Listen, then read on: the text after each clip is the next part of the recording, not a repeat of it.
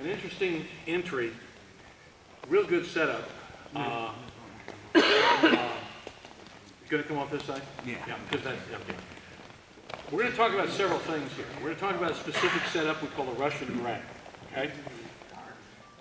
And like I was telling John, it's not a Russian in drag, it is a Russian drag, okay? So understand that's a little difference there, all right. But we're going to talk about that as a specific move, yes. We're also going to talk about control and movement, like we said, position. Okay, so let's have a discussion very quickly about that, then we'll move on to the actual technique. Real quick. Mike's knocked JT down. Boom, whatever, he's in guard. Whatever it may be, here I'm on my back, I'm JT. All right.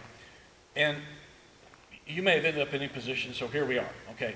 Now, you can do it. Mike may stay on his knees. He may pop up on one knee to pass guard. Now, this situation, and if you come to the camp before, you know, I've discussed this.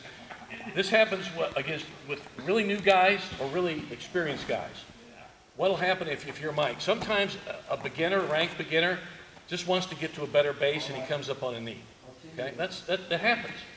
Or sometimes he's really good and he's going to sneak that knee up to swing it by, maybe get a leg attack or a pass guard or something. So he may sneak that up. Okay, there you go. You can come up and try it. So there are reasons he's popping up on one knee. JT wants to prevent him from doing that so he can drag him back down and arm lock him. Sometimes a guy will pop up on both feet, like if he knows JT's an arm locker or choker or something, he's going to pop up on both feet to try to break open the move, or pull him up off the mat and spike him, you know, whatever, and judo and sambo. Oh, that was nice. Thank you. Well, he'll be back to you now. All right, but like in judo or sambo, it's a break in the action. You know, I know in some grappling sports it's not, certainly not MMA, you'll spike him. So he may come up here for this reason. We're going to cover these situations, okay? All right. But the move is this, and we'll cover them with the move, all right? So we'll start the basic Russian drag here. So Mike's going to pop up on one knee, and he's got a little space. Now, that's like a really good target, all right? What JT's going to do, immediately you saw how he starts to snake his hand under, and what he wants to do is get this hook, open hand, he's going to palm up. You don't have to, but it helps. And what he's going to do, he's going to hook Mike's ankle really low here, okay? And as he does that, he's going to kind of shrimp in that direction and do it, so pops him down, doesn't it? See that? Mike's now lost some stability. That's a good thing for JT on the bottom. All right, so we've got this, all right? Now, we're going to do the basic approach, then we're going to do some other approaches from it. But Mike is now really split out wide, very vulnerable. What he's going to do, notice this, he's starting the trap. He's going to swing this leg over and finish with a JUJI GATAME, okay? This really is a sneaky move and it works. It really is. Pop up, catch it, bump, there you go. Take it, okay? Now we'll take it a little further in a moment. We'll roll them if necessary. But this is a quite effective move, and we can do arm lock or JUJI GATAME from here, and also leg locks, which we may not get into today because we really want to get good at this. You can also roll them over and come up and sit into a mount or tate shiho. So let's look at the move again, real quick. Start here. He pops up, traps it, and he goes.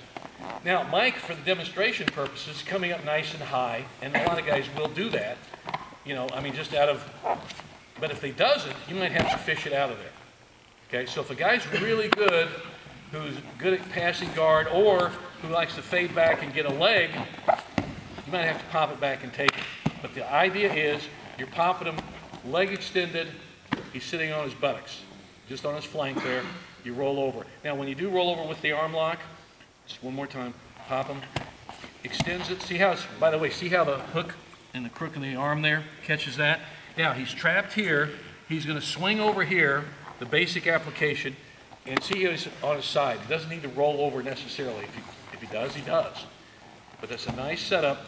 There's the basic Russian drag, okay? Not many people are doing this, guys. If you're doing it, you're ahead of the curve, okay? And people do not expect to be flopped back on their butt. We also have a triangle choke from here, but we're really going to get the arm lock down because it's a very good application. We'll get here, then we're going to do some rolls with it, okay? Let's get good at this. We'll get it. Oh, time out. I got 1 point. 1 point. Okay. Since we did a lot of spinning JUJI GATAMEs and stuff like that, it's not when he pops up. It's not this. Correct. Good point.